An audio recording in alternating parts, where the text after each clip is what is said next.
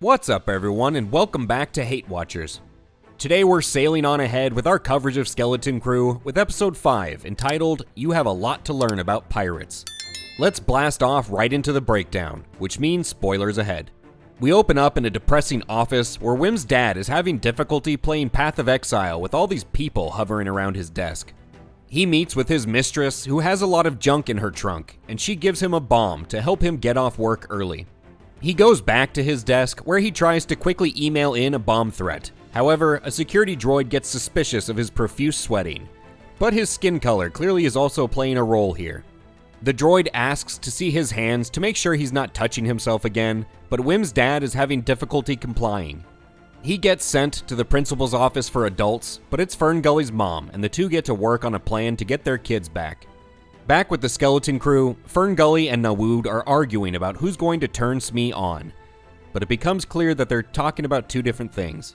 When he does get turned on, Smee opens up about his former captain, Tak Renaud, the most infamous pirate in the history of the galaxy, who went in search of At-Aten and disappeared, and Nawood identifies their ship as the Onyx Cinder.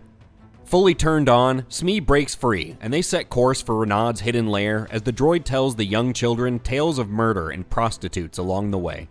Wim storms off with the Sads, and Nawood finds him crying like a baby, reading Push, a novel by Sapphire based on the movie Precious. Wim claims he's just crying because he wanted a real adventure, and he's not ready for all this PG-13 stuff. It's not what I thought it would be like. It's scary and confusing. Nawood tries to make a quick exit, but is forced to stay when the kid brings up his dead mom.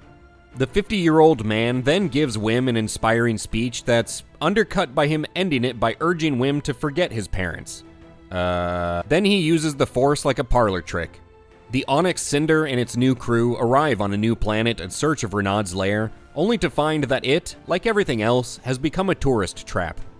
The escort informs them that this is an adults-only planet. The kids argue that they should come too, though, and Nawood tries to explain that kids aren't welcome here. This isn't Epstein's Island. They land their clunker, get greeted by the hostess who's loaded up on Lexapro, and the kids emerge in their incredible adult disguises. One of the guards does a magic trick and pulls a knife out of Nawood's ass, but Nawood doesn't care because he gets laid. While everyone else is having a great time, Smee starts having seizures. The host gives them a tour of the resort, and she apologizes for the high school band they have playing, and for the recent puddle problem the resort has been experiencing. Nawood then has to bribe the hostess when the kids revert back to their original programming. Some call girl approaches Nawood, but she doesn't take it so well when he tells her that she looks like Madonna's ghost. Annoyed by the kids' behavior, Nawood drops a pile of credits on the counter and asks the hostess if they have any new kids he could buy.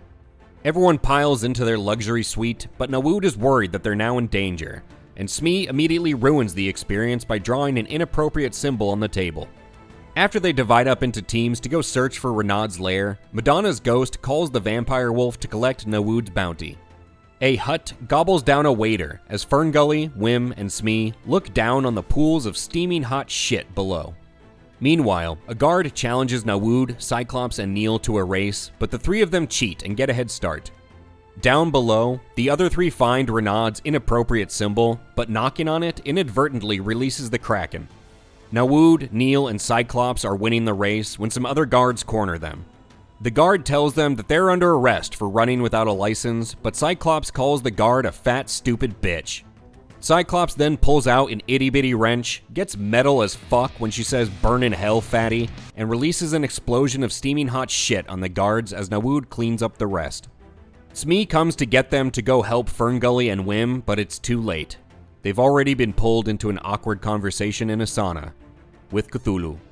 He graciously busts open Renaud's lair for them just as the salty sea dog pirates arrive on the planet, and the hostess realizes she doesn't have enough Lexapro for this. With Cthulhu's help, they make it down into the lair below, which Nawood warns them will be lined with booby traps, and Neil's like, boobies? The guards are also on the lookout for booby traps, but one gets shot by Urkel, who's like, did I do that? The crew reaches a dead end at a pool of acid, but they discover Renaud's symbol and realize they'll need to solve a riddle to pass. Out of ideas, Nawood bribes the pool of acid with some cash, and it drains out of their way. So they descend into the lair below as the pirates in pursuit begin shooting at them. But that blaster fire is a distant memory once they see the fat stacks of treasure before them. Even with this room full of gold though, Nawood still feels the need to profile Wim and tell him not to steal anything. As they look for a data port, Wim finds an expensive glow stick, and Neil can't stop himself from reaching for food, just barely avoiding a trapdoor. They eventually find the captain's log and coordinates to Atten before Nawood orders Smee to refill the previous room with acid, casually mass murdering the pirates on their tail.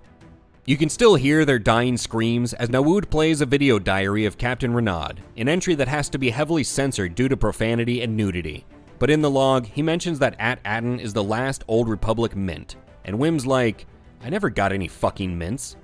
Nawood, tired of these kids' smartass comments about his hairline, challenges Ferngully for the captaincy, forcing her into a fight to the death. The pirate disarms her with the force, so Ferngully changes tactics and gets in position to try and break his arm with her chin.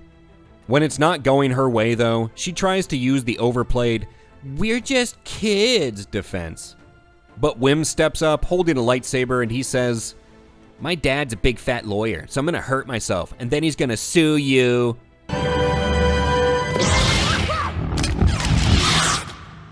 Ferngully ultimately yields. Smee declares Nawood captain, and the new captain orders the droid to take the kids prisoner. But Wim prefers the sweet release of death, so he uses the trap door to plunge them into the abyss.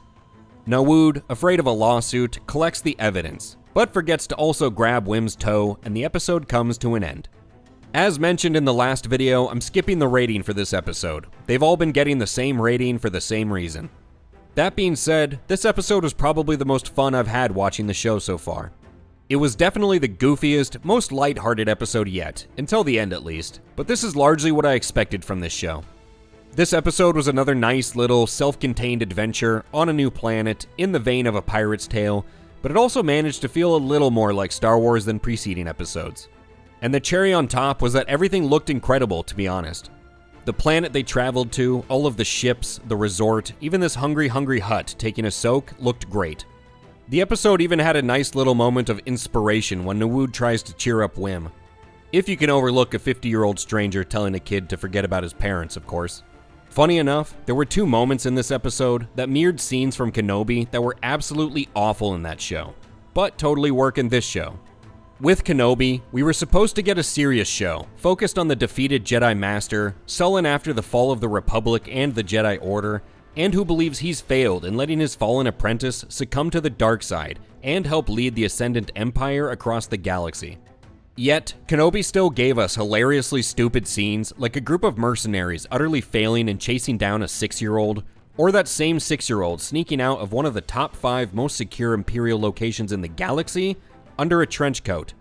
But this episode of Skeleton Crew had facsimiles of both of those scenes. And in this show, with its overall tone and the audience it's aimed toward, those kinds of scenes work way better here. It just goes to show you how stupid and tone-deaf those scenes were in Kenobi.